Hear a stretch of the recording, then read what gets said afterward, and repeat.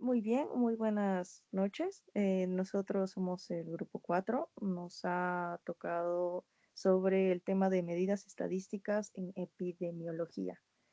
Yo soy Angie Murillo Rivera y estoy con Mariette López Rospigliosi. Vamos a empezar. Ok, medidas estadísticas en epidemiología. Medidas de frecuencia, estas serían prevalencia e incidencia acumulada. ¿Por qué son tan importantes? Estas nos ayudan a entender cuánta enfermedad hay en una población. También son clave para saber dónde y cuándo actuar en la salud. También nos permiten planificar qué recursos necesitamos, medicinas, personal, cualquier otro recurso. Y lo más importante, nos ayudan a encontrar patrones para prevenir que más pacientes se enfermen.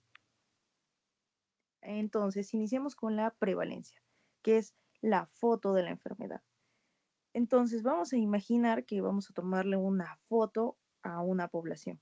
Entonces, ¿qué sería la prevalencia? Esta nos diría cuántas personas tienen una enfermedad en ese preciso momento o durante un periodo corto.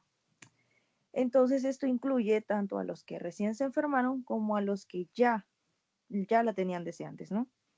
Es útil también para saber la carga total de una enfermedad en una población o comunidad. ¿Y para qué usamos la prevalencia? Para saber cuánta gente está afectada por una enfermedad, diabetes, asma o cualquier otra.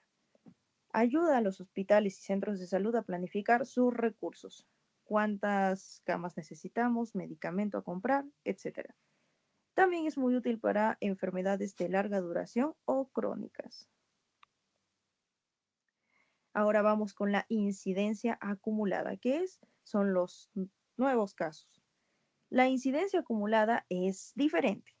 Entonces pensemos como la cantidad de casos completamente nuevos que aparecen en una población que estaba sana anteriormente. Lo medimos durante un tiempo determinado. Entonces, esta nos va a decir qué tan rápido se está esparciendo o apareciendo. Entonces solo contamos a las personas que estaban sanas al principio y ya después se enfermaron.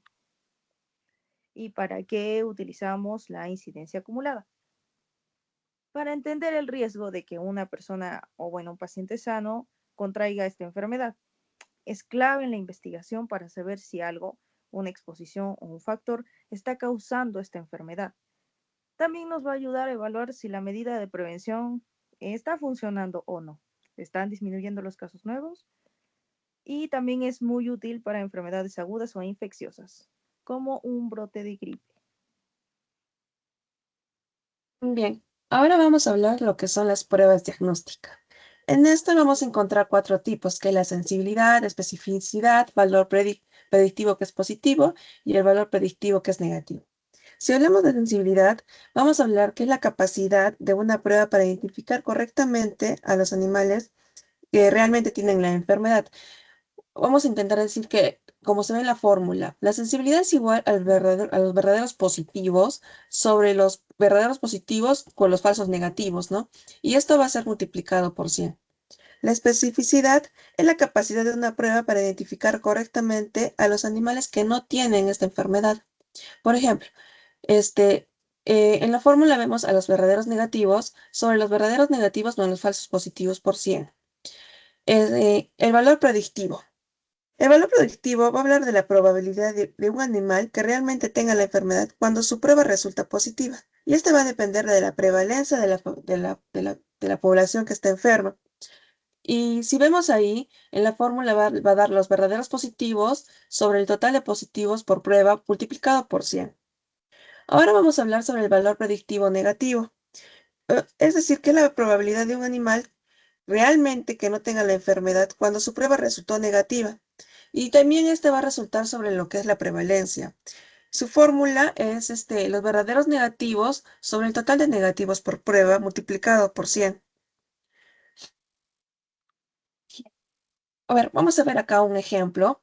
Si vemos un total de enfermos con test positivo, vemos un total de 40 y los los sanos, que va a ser 100, y el total de esto va a ser 50. En el test negativo, los enfermos son 5, los sanos con 45 y el total es 50.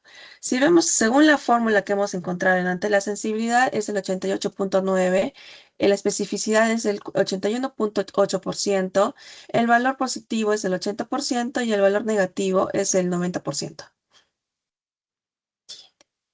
Ahora vamos a hablar sobre el cálculo de medidas de riesgo y esto va a ser nos vamos a dividir en dos, que es el riesgo relativo y los dos de radio.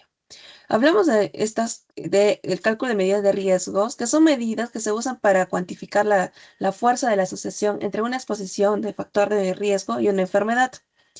Vamos a hablar cómo es el riesgo relativo. Este va a comparar el riesgo de desarrollo de una enfermedad en el grupo expuesto versus en el grupo que no está expuesto. Y esta se va a usar en estudios de corte. Tiene una fórmula y esta va a ser la incidencia en expuestos sobre la incidencia de los no expuestos. Ahora vamos a encontrar también un ejemplo. Si vemos los expuestos por ejemplo, en este caso al virus, los enfermos son 30 y los sanos son 70, un total de 100 pacientes.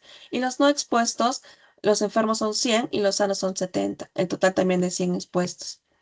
Entonces podemos decir que los expuestos es el 0.30 y los no expuestos es el 0.100 y el riesgo relativo es 3 veces más al riesgo. Ahora vamos a hablar de lo de radio. Este va a comparar la ventaja de la exposición entre los casos con las ventajas de exposición entre los controles. Este se va a usar comúnmente en estudios de casos y controles donde no se puede calcular la incidencia directamente. También tiene una fórmula y este es el loss de exposición en casos sobre el loss de exposición en controles. Ahora vamos a hablar sobre los intervalos de confianza para las medidas de riesgo. Un intervalo de confianza nos da un rango de valores dentro del cual es probable que se encuentre el verdadero valor de la medida de riesgo en la población. Un intervalo de confianza del 95% significa que si repetiremos el estudio muchas veces y el 95% de los intervalos calculados contendrían el valor proporcional. ¿Cuál es lo importante de esto? Va a proporcionar información sobre la precisión de la estimación, donde un intervalo de confianza más estrecho indica mayor precisión. También va a permitir evaluar la significancia estadística. Y para hallar este cálculo de los intervalos de confianza, eh, va a tener lo que es el riesgo y el Odde-Roth. Y este es más complejo porque va a necesitar que un software estadístico, porque es una fórmula realmente logarítmica. Y si ven acá, es una fórmula bastante compleja. Por eso es que se usa un software para hallar este cálculo. Ok, aquí tenemos unos ejemplos de aplicación, entonces son simples. En una población de 300 perros, 12 tienen leishmanosis, y entonces, ¿cuál sería la prevalencia? Entonces, P es igual a 12 entre 300 por 100, lo que nos daría un 4%.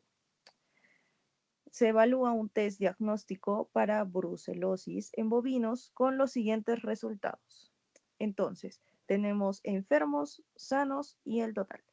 Positivos, enfermos 18, sanos 2, un total de 20. En el caso de negativos, enfermos 2, sanos 28, total de 30.